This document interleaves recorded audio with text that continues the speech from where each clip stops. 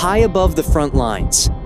As the world teetered on the edge of destruction, a shadow pierced the clouds. This was no ordinary aircraft. This was the hand of fate itself. This is the AH-64 Apache. This high-speed war machine is more than just a vehicle, it is a symbol of modern air supremacy. Born in war and forged in real combat, from deserts and jungles to shattered cities. With ever-watchful ICE-infrared vision, longbow radar, and smart navigation, the Apache hunts in darkness and locks on in silence. And when the time comes, its Hellfire missiles unleash fury without hesitation. Since 1986, it has watched over ground forces and haunted the hearts of those who dared to oppose it.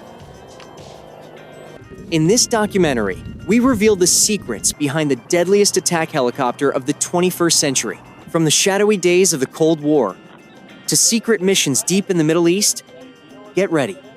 This isn't just a story about a machine, it's a saga of power, bravery, and cutting-edge technology at its rawest.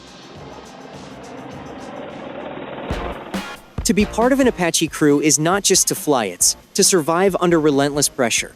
They are trained to think clearly as gunfire roars, to stay sharp when red alarms scream for attention. Their reactions? Faster than a bullet, sharper than a final call. Every button, every screen isn't just tech. It's the line between life and death. Up there, only perfection ensures their return. They're not just pilots, they are the tip of the spear. They support soldiers caught in the crossfire. They eliminate enemy vehicles before the enemy even realizes they've been spotted. Inside 8,000 kilograms of winged metal, they carry one thing that can't be programmed: the courage to face the impossible. Because trust in the air can't be faked. Only those who have flown together know what it means to rely on one another in every second that could be their last. A single weapon, a single barrel, yet more than enough to lock on and eliminate. Suspended beneath the cockpit, this 30mm chain gun is the first to speak when war begins. M230 chain gun, firing 625 rounds per minute. Each shot follows the eyes of the gunner, and every round delivers a silent message. We see you, and we're ending this right now. A name that makes even tanks hesitate. AGM-114 Hellfire, laser and radar guided, built to seek and destroy heavy targets long before they ever see it coming. The Apache can carry up to 16 Hellfires, and when one is launched, it doesn't search for a target, it delivers judgment. When the Apache needs to strike more than just one target, the answer is the Hydra 70. A barrage of lightweight, unguided rockets built to blanket wide zones and leave nothing but scorched ground. Modern strikes aren't just about taking out targets, they're about controlling the battlefield. The Apache is more than a hunter, it's its own shield. Equipped with the AIM-92 Stinger, an air-to-air missile built for defense at speed. Built to bring down threats from above enemy choppers, drones, even light fighter jets. When danger comes from the sky, the Apache doesn't retreat. It responds. Swiftly, precisely. Every weapon serves a purpose. And the AH-64 Apache doesn't carry just 1/8 carries 4. From tank to drone, from earth to sky, it's armed to answer every threat. No luxury, no comfort, only a narrow cockpit for two warriors trained not for rest, but for endurance. The Apache cockpit is split in two. Up front, the gunner, the eyes, the trigger. In the back, the pilot. The hands, the guide through chaos.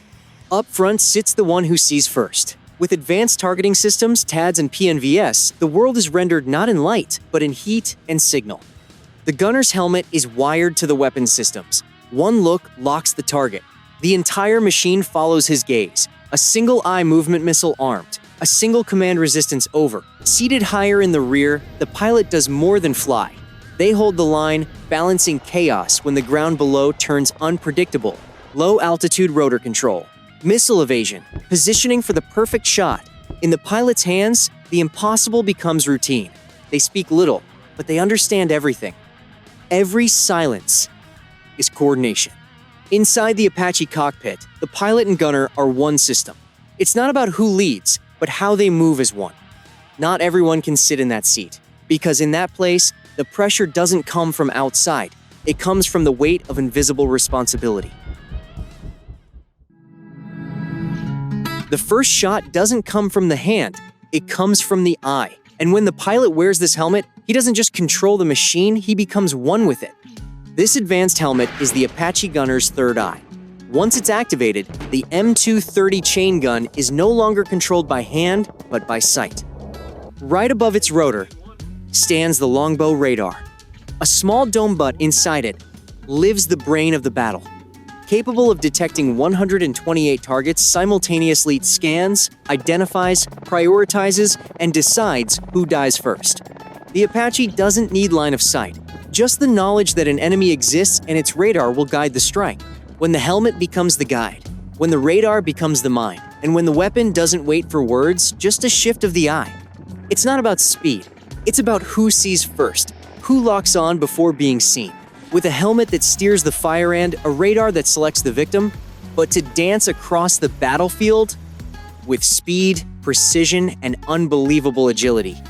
4 composite bladder spinning at over 250 revolutions per minute. But they're not just for lift.